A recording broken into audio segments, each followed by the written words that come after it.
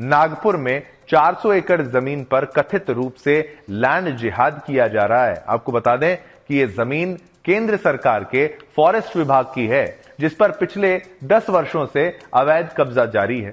10 वर्षों से, सोचिए, वो भी 400 एकड़ जमीन पर। खबर मैंने आपको स्टार्टिंग में बता दी ताकि अब आपको मामले को आसानी से समझा सकूं। क्या है पूरा मामला?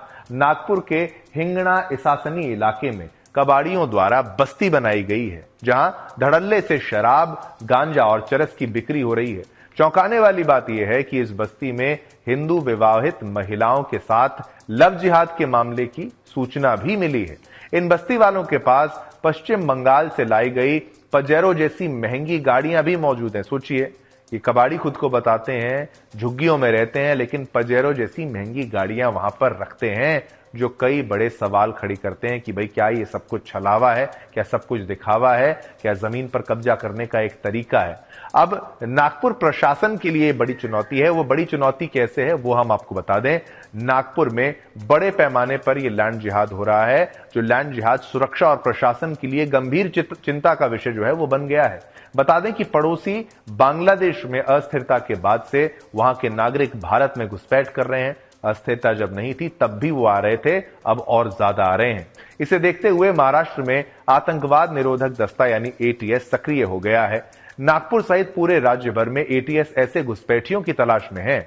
इसी के तहत एटीएस नागपुर में तलाशी अभियान चला रही है और संदिग्धों की धरपकड़ की जा रही है। बता दें कि यह जांच अभियान देश विरोधी संगठनों द्वारा बांग्लादेश, महाराष्ट्र समेत भारत में अस्थिरता पैदा करने की साजिश रचने के संदेह पर शुरू किया गया था। और आपने ये भी देखा होगा कैसे सुदर्शन न्यूज ने प्रमुखता से मुहिम चलाई थी, घुसपैठिया मुक्त महाराष्ट्र की बात कही थी। और क्यों कही थी ये आप आज समझ पाएंगे कि अगर नहीं भगाया तो क्या हो सकता है। अब कैसे होती है भारत में घुसपैठ, आपको ये बता देते हैं। भारत में घुसपैठ का जो कारण है वो आपको बता देते हैं।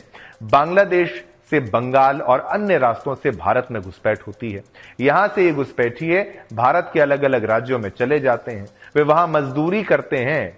एटीएस ने यह भी जांच में जुटी है, जांच कर रही है कि क्या ये वाकई वहां के नागरिक हैं। देखिए, जैसा ही पता चलेगा कि उनके पास मौजूद आधार कार्ड और पहचान पत्र फर्जी हैं, एटीएस गिरफ्तारी का अभियान चलाएगी। अब इनको बख्शा नहीं जाएगा। अब नागपुर पुलिस भी अलर्ट मोड पर है। वो कैसे, वो आपको बता देते हैं। बांग्लादेशी घुसपैठियों की जांच के लिए एटीएस की तरह नागपुर पुलिस भी अलर्ट मोड पर है। स्थानीय पुलिस ने भी शहर के विभिन्न हिस्सों में पूछताछ शुरू कर दी है। अब वीजा लेके शहर में आए लोग अब क्या कर रहे हैं, इस पर पुलिस जांच कर रही है और उनका वीजा खत्म हो गया है नहीं, ये पता लगाने का प्रयास है। इसके अलावा पाकिस्तान, ईरान, अफगानिस्तान के साथ बांग्लादेश से आए लोगों की भी गहन जांच की जा रही है और ये जांच जरूरी भी है। तो देखिए, ये खबर हमने आपको इसलिए बताई कि भाई आप अब तो सचेत हो जाइए।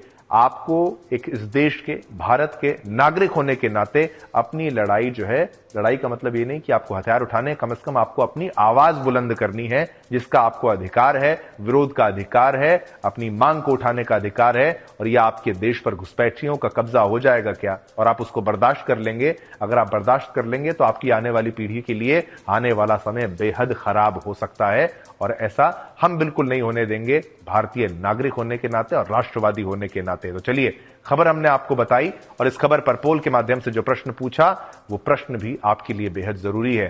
घुसपैठियों को भारत से खदेड़ देना चाहिए, भगा देना चाहिए कि नहीं, ये हमने आपसे प्रश्न पूछा सोशल मीडिया प्लेटफॉर्म एक्स पर। जनमत का ये प्रश्न आपकी टेलीविजन स्क्रीन पर। तो 90% लोगों ने कहा है कि हां, उनको भगा देना चाहिए।